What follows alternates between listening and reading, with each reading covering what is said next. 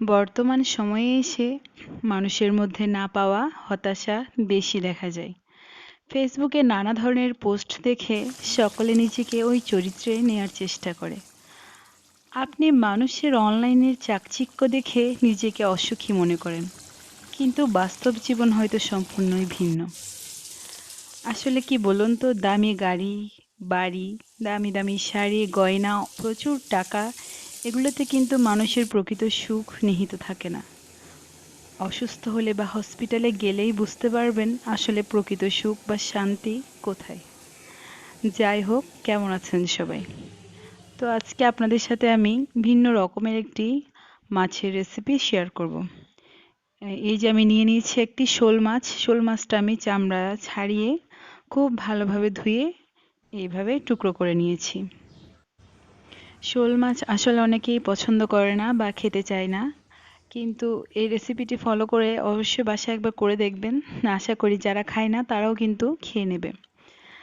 তো আমার বাসার মধ্যে একই অবস্থা ছিল। আমার শাশুড়ি মা একদমই খেতে চাইতেন না। এইভাবে যখন রান্না করে দিয়েছি উনিও খেয়েছেন। তো আমি এই পর্যায়ে মাছগুলো খুব ভালোভাবে লবণ হলুদ মেখে ভেজে নেব। মাছের তরকারিতে সবসময় চেষ্টা করবেন ভাজা জিরা গুঁড়ো ব্যবহার করতে, তাহলে এর ঘ্রাণটা অনেক বেশি ভালো হয়। তো আমি কিছু জিরা টেলে নিয়ে গুঁড়ো করে নিয়েছি। আর এ পর্যায়ে আমি মাছগুলো খুব ভালোভাবে ভেজে নিচ্ছি। আসলে মাছের কাঁটার পরিমাণ কম থাকে, তাই বাচ্চারাও কিন্তু খুব মজা করে মাছটা খেয়ে নেবে। এটা এমনভাবে রান্না করলে ওরা বুঝতে পারবে না এটা কি মাছ খাচ্ছে নাকি মাংস খাচ্ছে। এই স্বাদটা সম্পূর্ণই মাংসের মতো, তাই এটা নাম দেওয়া হয়েছে শোল মাছের মাংসি। তো আমার সম্পূর্ণ মাছটা ভাজা হয়ে এসেছে। এরপর যে আমি মাছগুলো তুলে নিচ্ছি এবং কড়াইতে পরিমাণ মতো তেল দিয়ে দিচ্ছি। এরপর এতে আমি দিয়ে দিচ্ছি তেজপাতা আর সামান্য পরিমাণের গোটা গরম মশলা। তো মশলাগুলো ভাজা হয়ে আসলে এরপর এতে আমি দিয়ে দিচ্ছি 2-3টে পেঁয়াজ কুচি। তো পেঁয়াজটা আমি খুব ভালোভাবে ভেজে নেব। পেঁয়াজটা ভাজা হয়ে আসলে এরপর যে আমি এখানে দিয়ে দিচ্ছি পেঁয়াজ, রসুন, আদা বাটা। তো আমি সব কিছু একসঙ্গে ব্লেন্ডার করে নিয়েছিলাম, তাই আমি সব একসঙ্গেই দিয়ে দিচ্ছি। এতে 2 চামচ পেঁয়াজ বাটা, 1 চামচ আদা বাটা আর 1 চামচ রসুন বাটা দিয়েছি। তো এরপরে যে আমি খুব ভালোভাবে মশলাটা ভেজে নেব। সবসময় মনে রাখবেন মশলা যত ভালো করে ভাজা হবে বা কষানো হবে, সেই তরকারিটা খেতেও কিন্তু খুব ভালো লাগবে এবং এর স্মেলটাও কিন্তু অনেক বেশি ভালো হয়। তো আমার মশলাটা ভাজা হয়ে গিয়েছে। এরপর যে আমি এতে সামান্য পরিমাণের পানি দিয়েছি। তো এরপর এতে আমি দিয়ে দিচ্ছি 1 চামচ মতো মরিচের গুঁড়ো, হাফ চামচ মতো হলুদ গুঁড়ো, তারপরে হাফ চামচ মতো জিরে গুঁড়ো। তো সবগুলো উপকরণ দেওয়ার পর খুব ভালোভাবে আমি মশলাটা কষিয়ে নেব। ঝালের পরিমাণ অনুযায়ী আপনারা মরিচের পরিমাণটা কম বেশি করে দিতে পারেন। বাচ্চাদের জন্য রান্না করলে অবশ্যই এতে মরিচের পরিমাণটা কম করে দেবেন। আশা করছি রান্নাটি আপনি বাসায় অবশ্যই একবার করবেন। করলে নিজেই বুঝতে পারবেন যে কিভাবে সবাই খেয়ে নিচ্ছে। আপনার ছোট ছোট বাচ্চারাও বুঝতে পারবে না এটা কি মাছ নাকি মাংস। তো আমি খুব ভালোভাবে মশলাটা কষিয়ে নিচ্ছি। মশলার উপর তেল উঠে আসা পর্যন্ত করে কষাতে হবে, না হলে কিন্তু কাঁচা কাঁচা গন্ধটা থেকে যাবে। তো দেখতেই পাচ্ছেন আমার মশলাটা কষানো হয়ে গিয়েছে। তো এরপর যে এটা আমি দিয়ে দিচ্ছি ঘরে তৈরি একটি মাংসের মশলা। এটা সম্পূর্ণই ঘরে তৈরি। আপনারা চাইলে রেসিপিটা আমি আপনাদের সাথে শেয়ার করব। এরপর এটা আমি 1 চিমটি পরিমাণে চিনি দিয়েছি।